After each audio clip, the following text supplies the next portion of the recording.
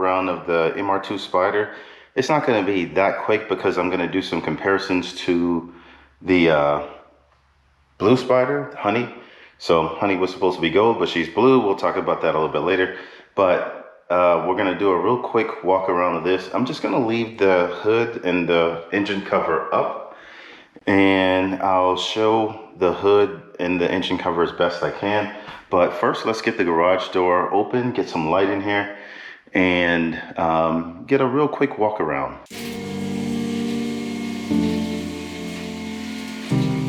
All right, and with this, the audio should come across a lot better. So, all right, let's get this party started. We have a 2001 and a 2000 Toyota MR2 Spyder.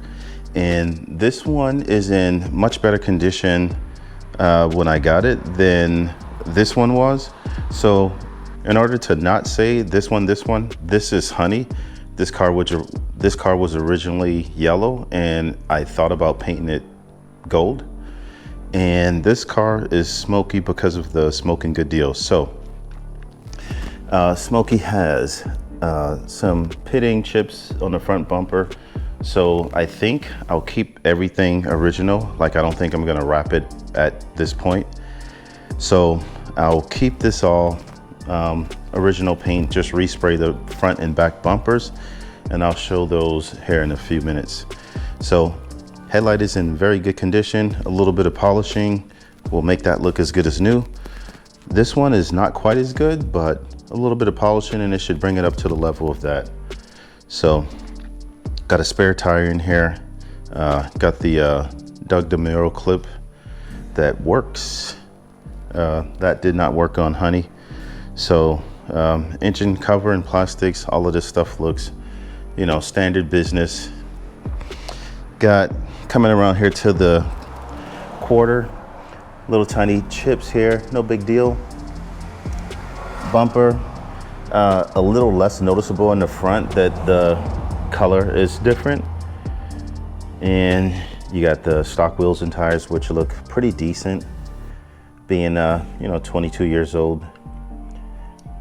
Brakes look pretty good, the pads, so I shouldn't have to worry about those anytime soon.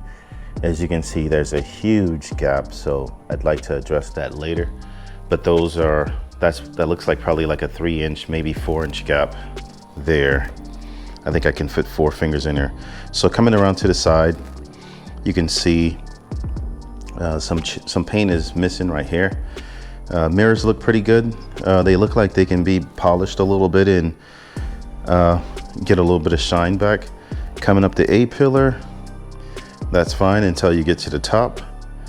Some discoloration and chips. So it looks like the heat just really got to it. And then let's turn around and look this way at the hood. As you can see, the hood has a pretty good paint and clear coat, so I don't think I'm gonna do anything with the hood. It's got a few rock chips, but to be expected, right? All right, and windows are tinted. It's got this strip going across, so that's not bad. I could definitely use that. I can notice a lot more sunlight coming in Honey than this one, because Honey's back glass is not tinted, whereas this one is. So, all right, so let's get down low here and go across the bottom. And as you can see, everything looks good. No rust, no major dents, I guess. You got this little dimple right here, but that's it. As you can see, this is it's just loose, but you know, it'll fall back in place sometimes. Sometimes it kind of sticks up. And then let's go back here to the rear. And this is where you can really notice the difference in color on the back bumper. So I definitely want to pull the back bumper off and have that resprayed. And then once again, wheels and tires look pretty decent. And the fender gap it's big. So coming around to the taillights, standard, you know, decent condition.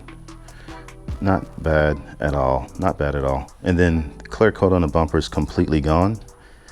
And so anything that touches it kind of leaves a mark. So that's the reason for the plans to have this resprayed. And you can see all the fingerprints and stuff down here, and they're just kind of stuck there. So I'll address that eventually. Other tail light, pretty good condition. And then one of the things that I look for is to make sure that the hardware and all that stuff, like everything is present. They weren't on Honey, so it was something that I look for on this. The motor, so obviously SMOKIN, good deal, right? So the pre-cats were not gutted, and so all of that stuff just kind of got sucked back up in the engine and did some damage. So smoking like crazy. This engine has probably seen its last drive. The most I'll do at this point is probably roll it out to the driveway and back inside. But I want to hurry up and get the big parts that I need to start the swap ASAP, just so it's not sitting too long. It's hot out here in Florida. It gets up to 90 right now, and it's only late mid-May. Coming around to the other side, you can still kind of see the difference. The lighting over here is not quite as good as the other side, so you can see the difference in the bumper and fender. And another little couple dimples here. I think those come across on camera. No big deal. Wheels and tires, 205 50 15s on the back, 185 55 15s on the front. And then I really like the fact that these are fitted in nice and snug, perfect. All the plastic clips and stuff are working as they should. And then the door, you can see a little dings right here coming across the bottom. Everything looks perfect, no rust at all.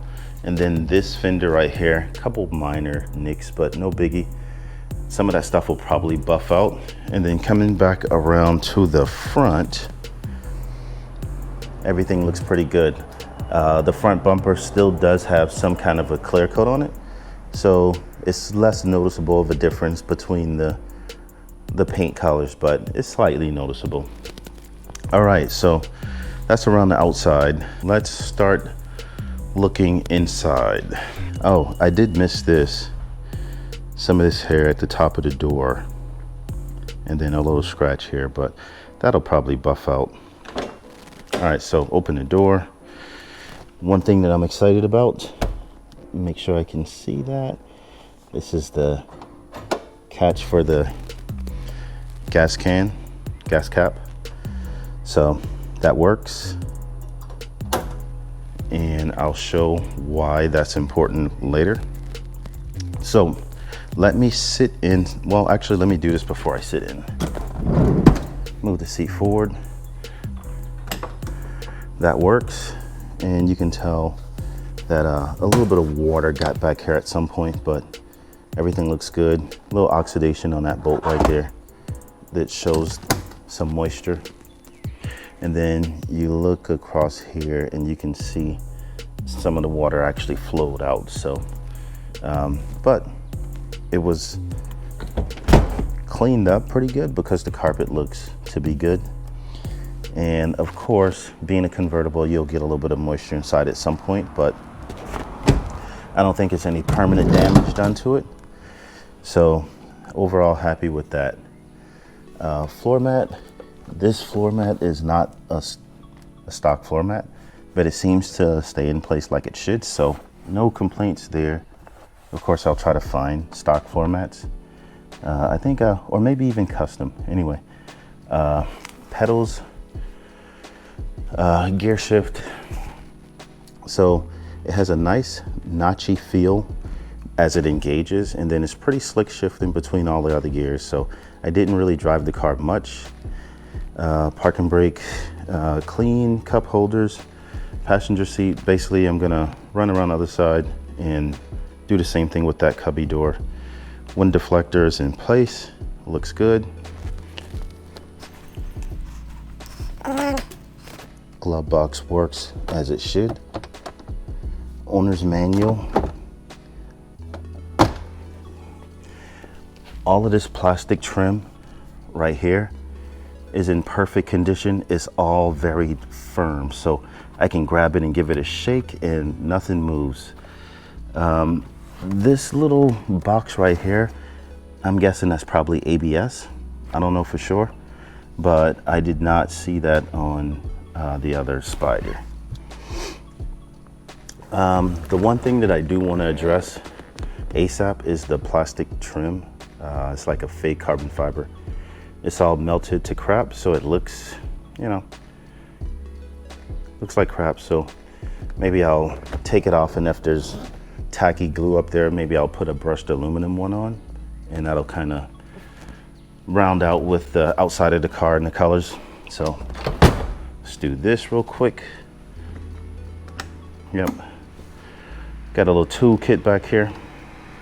You can see a little bit of moisture got in that little corner right there, and it just snaps shut. Perfect. So I'll leave those up. I really like the stock trim panel right here, this foot sill, door sill, whatever it's called. Honey has custom ones, and they look pretty interesting, but they don't fit as nice and snug as these do. So I definitely prefer these. Tweeters, like the housing, everything is like perfect. The door panels, very snug, so happy with that. And the top, let's pull this up. The top is perfect. It's like it's brand spanking new. It looks like it was put on the day that I went and looked at the car. So this is all nice and snug here. And then the trim pieces, these are all perfect. These are all perfect. So the hard top should fit down on here and seal absolutely perfectly with no issues whatsoever. I don't think I showed this yet, the trunk lid. This is definitely going to be something that I want to respray eventually. So front bumper, back bumper, trunk lid, engine cover, whatever you want to call it. Come around here, same thing, all nice and perfect. The trim. So I'll have to pull these off and swap the ones from the Spyder, from Honey. And then I want to show something here.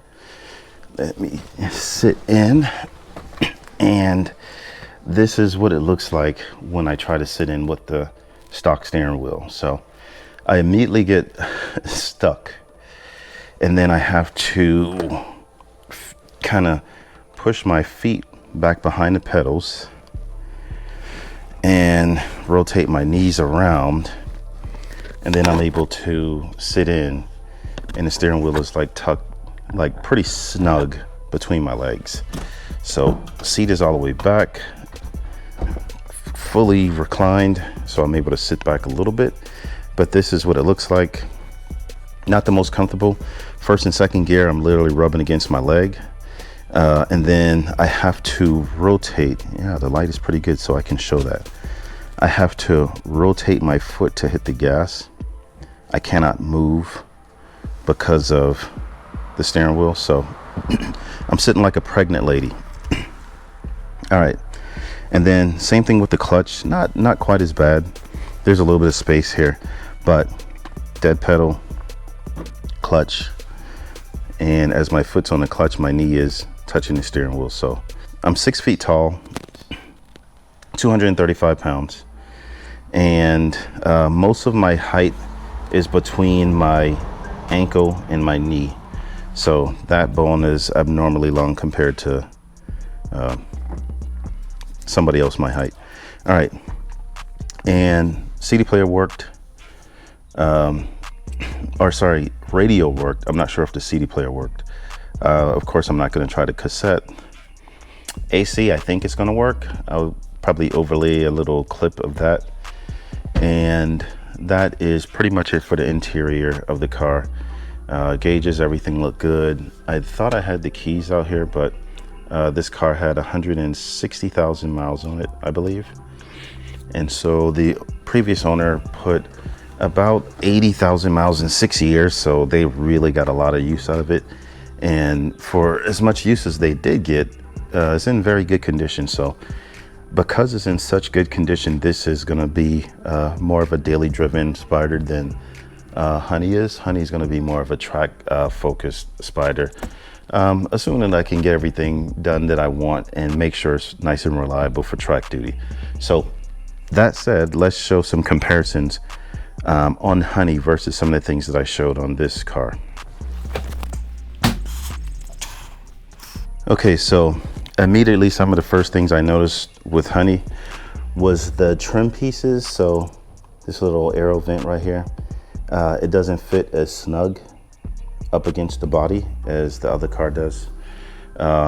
These right here, as you can see, this is a huge gap here and it wants to buckle inside. So I could grab this and pull it. And basically what I think happened is, I know that this car was in an accident. You can see some ripples on the inside of this panel right here. So if I were to pull this off, you can see ripples in there. So this was all replaced. It was repainted and everything.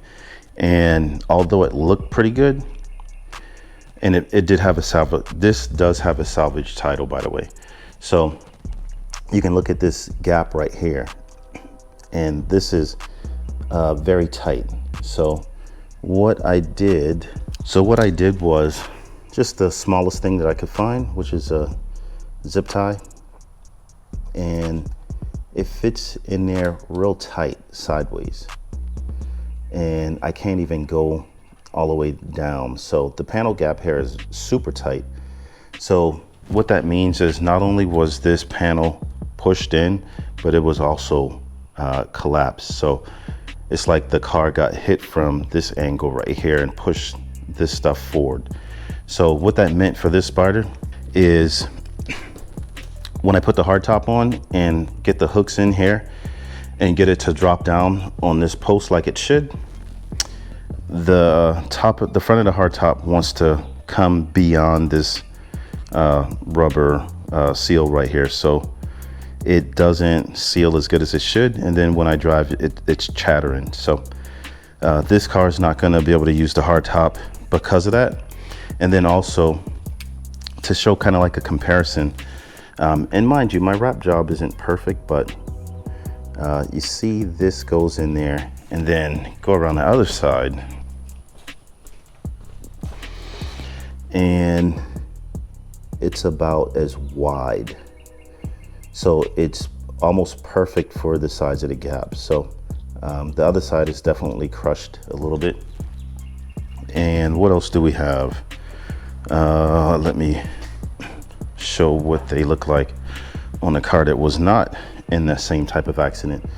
So passenger side, it actually does fit in that groove. So, and then driver's side, this gap is actually a little bit bigger and it does fit in. So this is like a hot dog down the hallway here. So panel gaps are different on all of them. I mean, it was a pretty cheap car, $20-some thousand Toyota, but this gap right here should make the hardtop fit and seal seat a lot better. So get the hooks in once I swap those over. Move those posts over to here, drop them in, bolt them down kind of loose, and then make the adjustments. I'm trying to get the cord out of the way. Make the adjustments, and then it should line up with this like it should. And it should fit nice and snug, no chatter. Let's just cross our fingers. I think I'll probably try that sometime soon, whenever it's not so hot out. So right now it's about 9:30 in the morning and it's already getting warm. I'm starting to sweat. So I think I'm gonna take, since this is not gonna be a daily driver anymore, I'm just gonna get rid of this and not worry about trying to fix this right here. And maybe I'll use the other car and look for specifically just the part that I need, and maybe I can fix it, but right now it doesn't completely close. So What else do we have? The trim here, not a big deal, but it wants to bow out in certain areas and not stay in place, but it doesn't cause any leaks or anything. Something else, this right here, I noticed that this whole entire thing shifts. So if you look at my top, let me see if I can show that. But this whole entire thing shifts. So I'm not sure why it can do that, but I took all this plastic back off and I was looking down there to try to figure out like what I need to tighten to keep this from shifting back and forth. So, man, that bird is loud. And what else? I think this is something that's common to all Spyders. Like that's just gonna bust open. Let's show a comparison of what it's like. So immediately as I drop in the Spyder, drop in because it's so low, I could just move my legs in and I'm in the car. So 300mm steering wheel, huge difference, completely comfortable. Foot on the gas, foot on the brakes, and as my foot is on the brakes, my knee is still under the steering wheel, so it's a little bit of space here. So, and then as I push the brakes in, I have some clearance under here. So this, it feels like driving like a PS racing game on a PlayStation, but it's super nice, super comfortable, and the suede feels good too. Just a little something I added just to try to make it look a little, you know, like it matches the outside a little bit. What else? What else? Glove box in here, it works, but yeah, I guess it works. Sometimes I have to slam it for it to close, but it works. Do I have to show anything else on the interior? When I got the car, it had a cracked windshield, so I'll have to fix that before I can drive on track. Here's the custom sills. So they look cool. I like the look of it. And then now you got the blue, the yellow, and the silver. All together, it looks interesting. Pretty interesting, but it doesn't like it's like this wants to separate itself, so I had to put some more foam tape, double-sided foam tape, to hold it down a little more, I guess, tight, and just to make sure that it still clears the door. So there's that. This is going to be the motor for SMOKIN. So this motor is going to have a turbo, so it's going to get the PRB intake manifold off of Honey, and Honey's going to get the Skunk 2 intake manifold. I'm going to have to swap this out. I already picked up the water pump housing, still need some accessories. I'm going to swap out this crank sensor or repin it, depending on how easy I can find the part. I'm going to have to pop this stuff off and check everything inside here and make sure it looks good. I am going to change the timing belt tensioner, and if all of the guides look good, I'll leave them, just put them right back in, or not take them off. I think I'm going to leave this here because I am going turbo, and hopefully it does keep a little bit of heat from hitting the filter. I have to get a 24mm socket to pop this off so that I could run the oil feed, turbo oil feed. I think I'm just gonna leave this for now. I don't think there's anything wrong with it. And even if it is, it's on the back of the block, so I could get to it very easy. Turbo intake manifold and turbo, of course. But that's pretty much it. So just grabbing all the parts that I need to turbo this. So this is gonna be a very basic budget turbo build. It's just gonna get what it needs, and then it's gonna get the turbo bolted on. It's gonna go inside the car, and from there I'm just gonna hope that it makes the power that I'm expecting, which is at least 350 to the wheels. So turbo oil feed, I still have to get the drain intake manifold, turbo end, exhaust manifold. These cams are gonna go into Honey, which is gonna be the normally aspirated track car.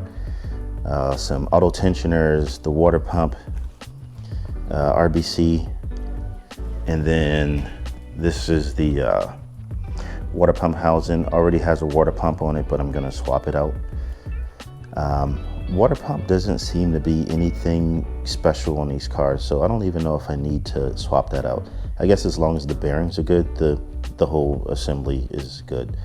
But maybe I'll look that up before I swap it out.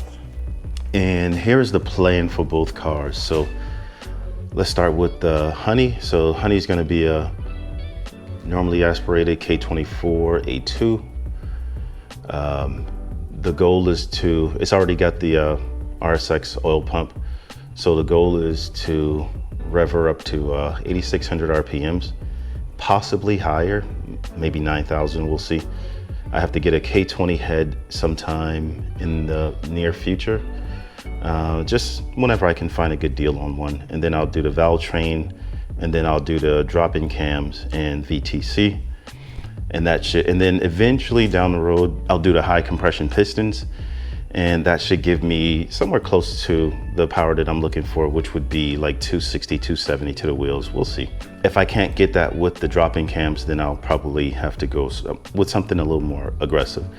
It's gonna keep the headers, of course, and then this manifold is gonna go over to the turbo build. So here is the setup for Smoke. Smokey's gonna run stock RPMs, which is 7,200 and then possibly 7,600. If I see on the dyno that I'm not able to hit 350 at 7,200, I'll probably just go up to 7,600 just to eke out a little bit more power.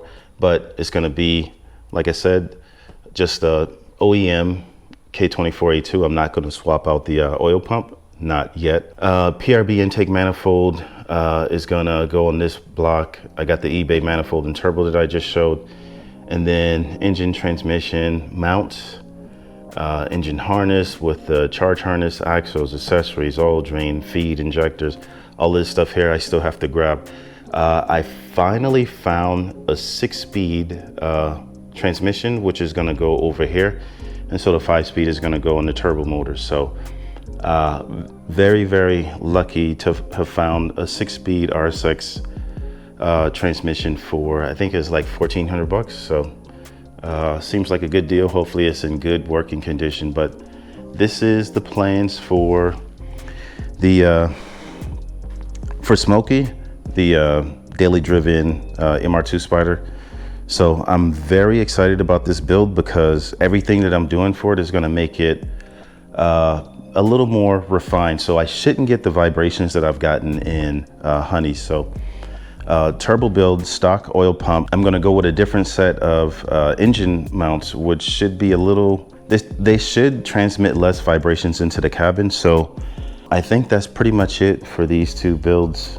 One is gonna be a track car, one is gonna be a daily driven. I'm super excited to get the daily driven up and running. So turbo daily driven MR2 Spyder Smokey, that's gonna be like the big project coming soon. And then, so shortly after, as soon as this is up and running, the plan is to start pulling parts off of this and replacing it with things that are gonna get me closer to that 260, 270 goals. So stay tuned for that with Honey, the track focus MR2 Spyder.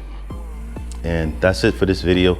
If you guys want to follow the build, the projects, be sure to subscribe. If you have any suggestions, if you can find parts before I find them, shoot me some links or something like that. Hit me up in the comment section. Throw some suggestions for either build and consider subscribing. Only 6% of the people who watch these MR2 Spyder stuff are subscribed. Everybody else comes for the BMW. So those videos are getting a good bit of views. The Spyders are getting a lot less, but the Spyder is a lot smaller of a community. So, but I don't do it for the views and the likes. I do it just because I like doing it, and I just want to document it. Documenting is kind of a pain sometimes, just to get all the right angles and stuff and to find whatever I need to bring the whole picture together. But it's part of the fun. It's part of what makes it kind of exciting to, you know, create something, a video. So anyway, give you guys an idea of like what I'm trying to show. So that said, like, comment, subscribe. See you guys in the next video. Thanks for watching.